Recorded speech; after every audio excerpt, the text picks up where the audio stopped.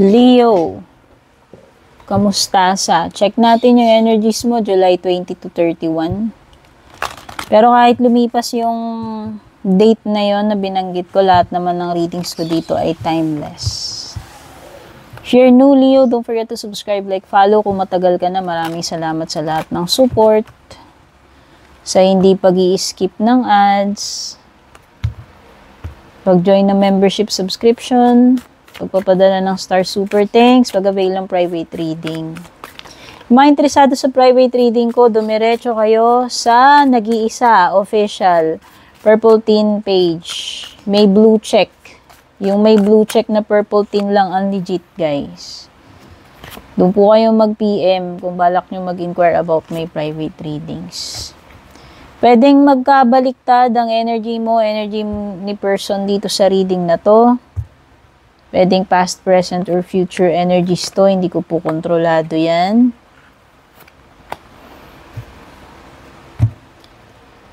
Take only what resonates, syempre. Okay?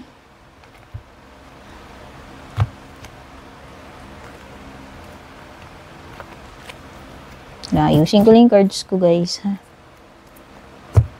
Naipon yung mga cards ko dito. Okay. So, ang overall energy mo, July 20 to 31 is the future, Leo. It could be na meron something great, something good na paparating sa'yo. It could be in the near future na, no? So, ito nga, July 20 to 31 eh. Kasi parang ang card mo is talking about the future. Meron something dito na pwedeng malapit na mangyari paparating sa'yo in the near future. Pero check pa natin yung neighboring cards mo. Meron ka ditong flamingo cabin, dice. So, may Pisces energy, may Libra, may Sagittarius. Sa career mo, financial kabuhayan, you have looking at saka partnership. Sa love life mo, you have beginnings and rejection. Ouch. Okay. Mga numbers na meron dito, number 2, number 3, number 2. Bahala na kayo dyan kung may sa number.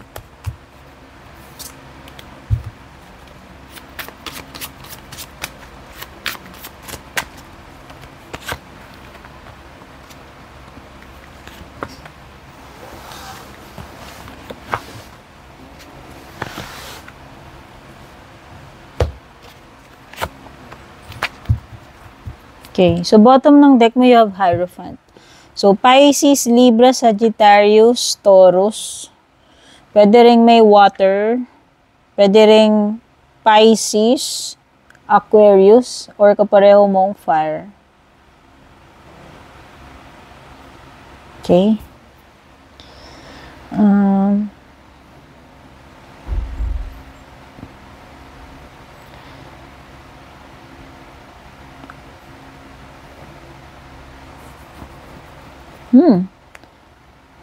So, there is paparating na partnership, whether ito ay sa business or sa romantic side. Kasi you have flamingos, tapos meron ka ring beginnings dito sa love life mo. Alam mo, Leo, ang daming card ng partnership dito. 1, 2, 3. So, overall, in general, malakas yung energy na magsisimula ka ng bagong contract or magsisimula ka ng bagong partnership or commitment, whether in romantic yan or whether in career. No? So, may mga mamimit, may mga pagsasama dito, mga kasunduan. No? It could be commitment, hindi lang naman yan sa love life eh. It could be anything na sisimulan mo and then you'll make sure na ipagpapatuloy mo yan hanggang matapos mo. Kukomit mo yung sarili mo. Okay? Yung iba pwedeng it could be a new loan or a new project, a new hobby, a new business venture, or a new goal pagdating sa career mo, no? Or sa sarili mo, if it's personal.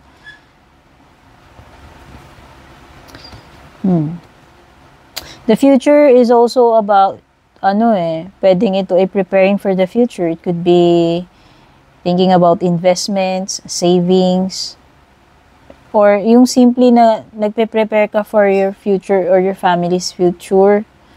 Di ko alam kung meron kang pinaglalaanan or dapat pag-ipunan. Or it could be building a new future with a significant other kung wala ka pang person dyan. It could be starting a family, starting a relationship, marriage, or a romantic na relationship, no? Basta, something na parang paglalaanan mo, hindi lang sa sarili mo, kundi with loved ones.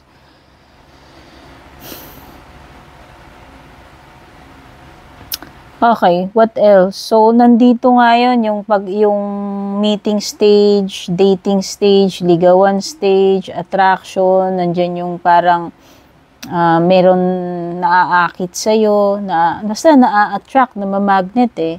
Wow, kung makaka-attract ka ng partner, jowa, mapapangasawa, it is pang long term. Kasi may soulmate energy dyan. So, it is magandang match kayo netong person. Ayan, no, lovers, union. May pagsasama rito. Okay.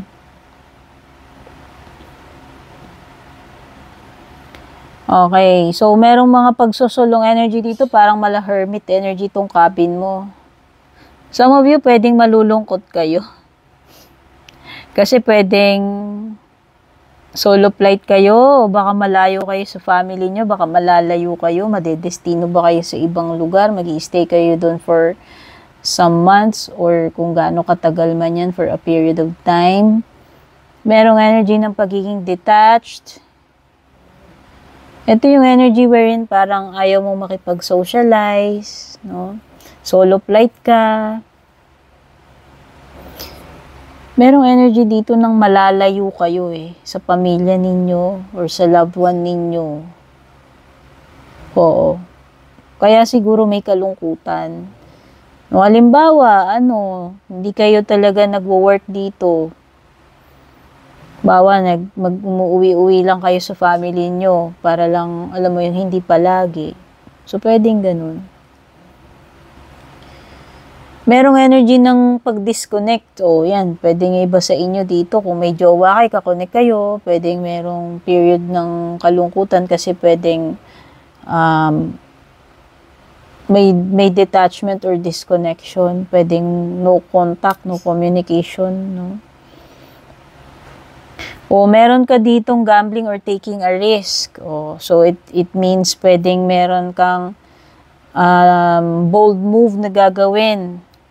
It could be sa career mo, lalakasan mo yung loob mo, makikipagsapalaran ka dito. Yung pwedeng iba pag-abroad to since merong parang distance. Or yung iba naman dito, kung hindi man ito pag-abroad, yung dumidistansya, pwedeng LDR kayo.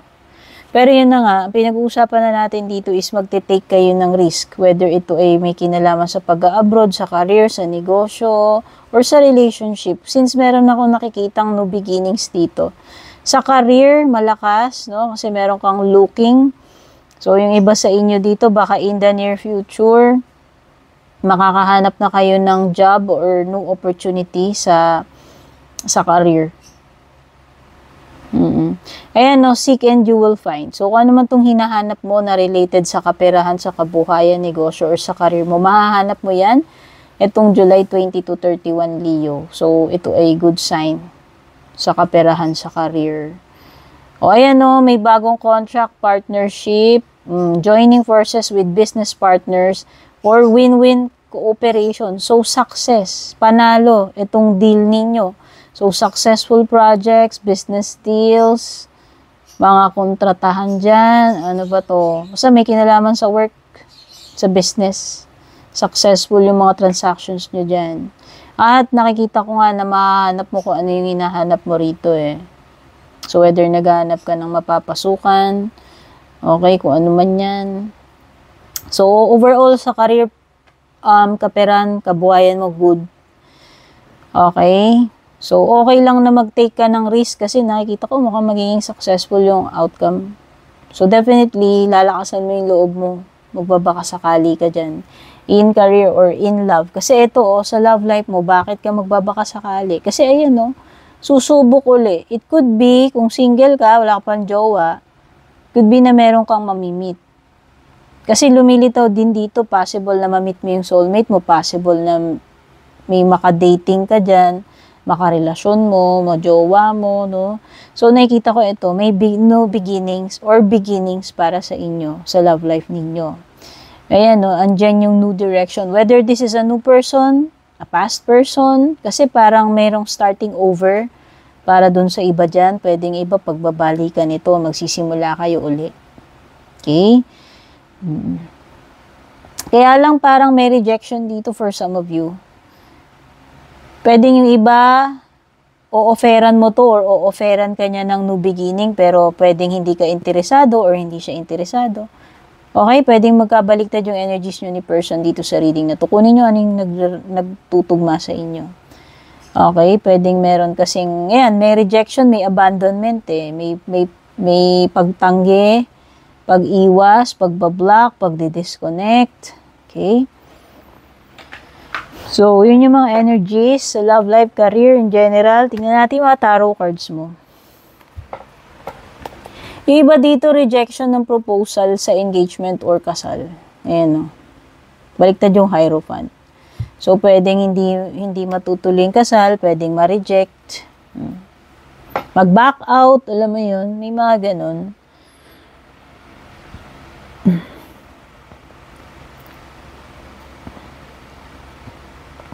Yung iba, magkakaroon kayo ng mga pagtatalo sa love life man ito or hindi. Kasi pwedeng may mga debate rito. Kasi nga, magkaiba culture, magkaiba paniniwala, prinsipyo, religion.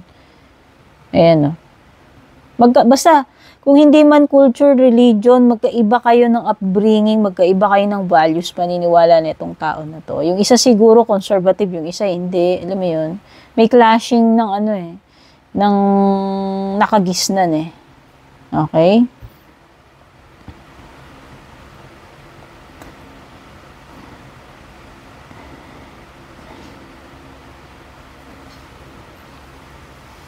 Nakikita ko rin dito na kailangan mo mag-prepare talaga in the near future. Lumilitaw 9 of Wands.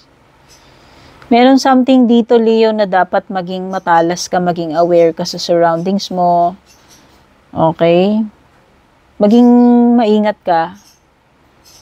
Kasi sometimes this poses as a threat about doon sa mga bagay na naipundar mo, na build mo, sa mga pinaghirapan mo. Okay? So, isipin mo dito is, pwede kang mag-build ng boundaries din. Minsan ito ay card ng pagpibuild ng boundaries. But more on ang nafe-feel ko is pagpiprepare in the near future eh. Something na dapat i-anticipate mo na. Any moment now, pwedeng mangyari na to, may darating. Okay? So, dapat maging handa ka kung ano man yan.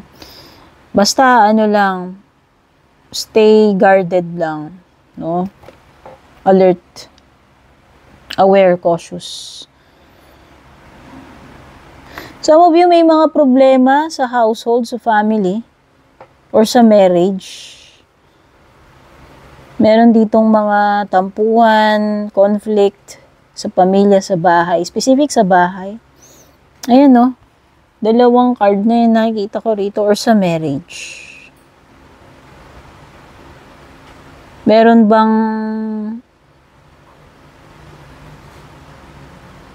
ba ditong mga naglayas, naghiwalay, or nagkasamaan ng loob sa mga kamag-anak, pamilya, or loved ones, immediate family? May disharmony, may discord sa household, sa family. Okay? So, yun yung nakikita ko rito. If this is, pwedeng may mga problema sa pamilya, sa bahay. Or meron ditong, yung iba pwedeng nagkakaproblema kayo sa family member ninyo, pwedeng may pasaway. Kasi nakita ko parang may rebellion dito eh. Hindi sumusunod. Hindi sumusunod to. Baka anak, kapatid, o kung sino man ito na pwedeng yung nagiging cause ng problema. Pwedeng may anak ka, kapatid, family member na nag-cause ng problem or pinoproblema nyo right now. Hindi ko alam eh. May something na ganun. I hope wala namang emergencies, no? Let's pray na lang lagi. Okay? Pwedeng health problem eh. O baka yung iba may pinoproblema kayo. Pwedeng family crisis related sa... Pwedeng may tragedy sa family, may pinoproblema sa family. For example, sa health. Okay? Pero kung ano man itong mararanasan nyo, July 20 to 31 na binabanggit ko na yun, okay, mag-alala, hindi ito, alam mo yon, masusolve nyo yung problem nyo dyan, nandito yung star card. This is not a hopeless situation, Leo. Kaya yung iba dito, halimbawa, nagkaaway kayo ng asawa mo, nagkahiwalay kayo, feeling ko lang, huwag nating tuldukan. Hindi naman tayo Diyos para sabihin natin yan eh.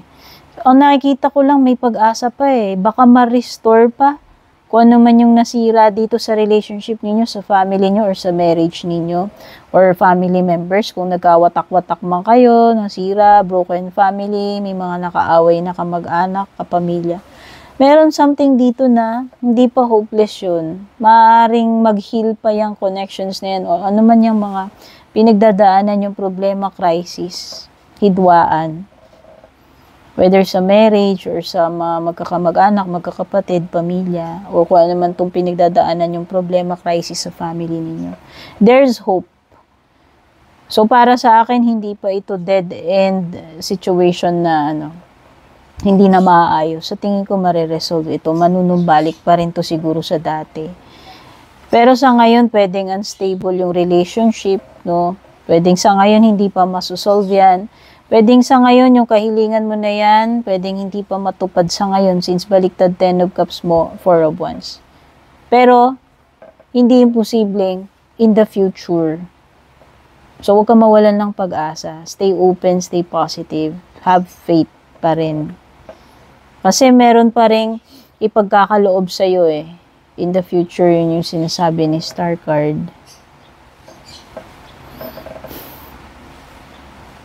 Star card, para sa akin, pwedeng this is a bagong path na tatahakin mo. It could be a new path sa career mo, sa spiritual mo, or sa love life mo. No? It could be any path. Basta merong bagong path na mag-o-open sa'yo. Hindi ga-guide ka dito. Okay? Tingnan na natin closing message for you, Leo.